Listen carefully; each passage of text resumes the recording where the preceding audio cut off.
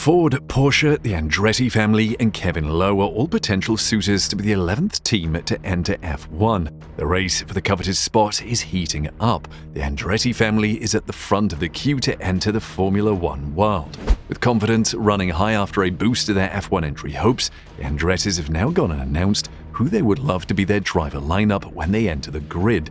Stick around to find out who Andretti wants to be their first driver lineup and what Gunter Steiner thinks of a new entrant into F1. The astronomical growth of F1 in the last few years has increased interest in the sport, particularly with major manufacturers who wish to be the latest team and the first since 2010 to join the pinnacle of motorsport. Formula One has a habit of overcomplicating things, which is the same regarding new teams entering the grid. There is no formal process set out by F1 and the FIA on what a team must do to enter F1.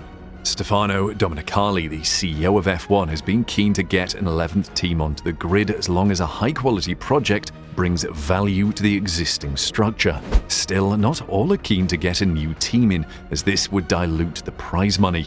Toto Wolff, the Mercedes team principal, believes the Andretti family would add no value to the F1 world. As with all things, change can be difficult to take, and Wolff does have a point. But one person who thinks Wolff is wrong is Bernie Ecclestone. The former F1 CEO had this to say to Roger Benoit: "The name Andretti would be very good for the sport, which is now spreading more and more in America. Many teams are simply afraid that they will have to share the billion-dollar cake with an 11th team. But according to the law, only the 10 best teams continue to concede. Where is the problem? Up to 2 years after joining, nothing would change anyway." Now, Bernie doesn't have much power in F1 anymore, however, he still knows what he is talking about, sounding out a warning to all teams. While Toto is correct, an 11th team may not add any value. However, it is harsh to say that Andretti Racing would bring no value to F1. Andretti Autosport lives and breathes racing. The team has 17 full-time drivers, operates in 8 different motorsport categories, and races on all 5 habitable continents. On top of that, the team is highly successful, with 257 race wins and 17 championship titles, hardly anything to laugh at. The team has also just committed to a new racing facility to house all its racing activities. Circling back to Stefano's comments about adding value to F1, the F1 world is crying out for another American team, in particular, one that could compete. With Andretti's history of success, they would have the highest chance of bringing that to the table. It would also make economic sense for the FIA and F1 to accept the Andretti team into F1. Andretti Racing has tried various attempts to get into F1, from attempting to buy Sauber, but ultimately losing to Audi on that occasion. They now look fully set to put all their efforts into being the 11th team to enter F1, with a partnership with Renault lined up. However, at the recent Concord agreement, the teams decided that any new entrant would have to pay a staggering $200 million entry fee to offset the dilution the rest of the grid faced. As eye-watering as that fee may be, Michael Andretti got an early Christmas present as Guggenheim Partners, a private equity firm with $285 billion in assets under management, will provide the financial backing for the new facility in Fishers and the entry fee.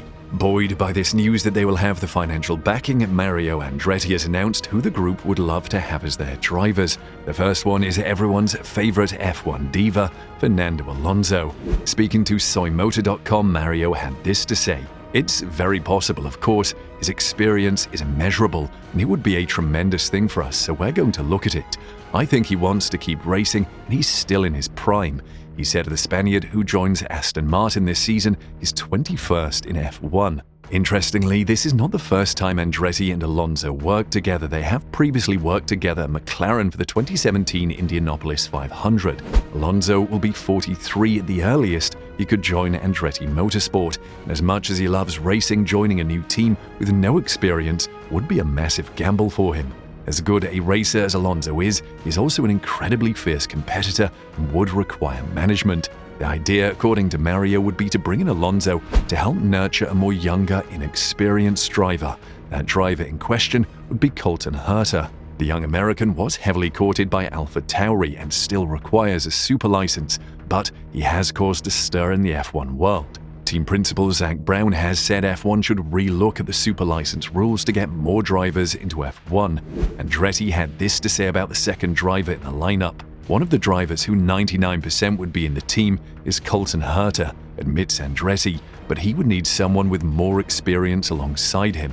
This would make the team much more complete, and that is what is being discussed right now as part of the plan. The main goal would be to have a very experienced driver alongside a new talent and to have at least one American driver in the team. Coltan Herta certainly has an excellent reputation outside of F1. Even if Andretti were to get their wish, Coltan would still need to get his super license to compete, and even with that, it would be a massive risk, as rookie drivers need a couple of seasons to get used to racing at the highest level. Ask Mick Schumacher. The young German struggled to impress in his 2 seasons in F1. With no F2 or F3 experience, it may come back to bite Andretti if they were to get Coltan. Speaking of rookie drivers, the outspoken Austrian Steiner has weighed in on the 11th team joining. The Haas team principal, currently the only American-based F1 team, shared a little insight into what is happening behind the scenes. Currently, the F1 teams have no say in which team joins the grid. Instead, the Formula One management decides. As the FOM always says, first of all, everyone thinks that it is the people, the other teams, who decide what happens.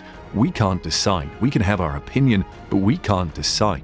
It's up to the FOM to decide, he told Beyond the Grid. Interestingly, Steiner thinks there are better additions to the grid than a new F1 team.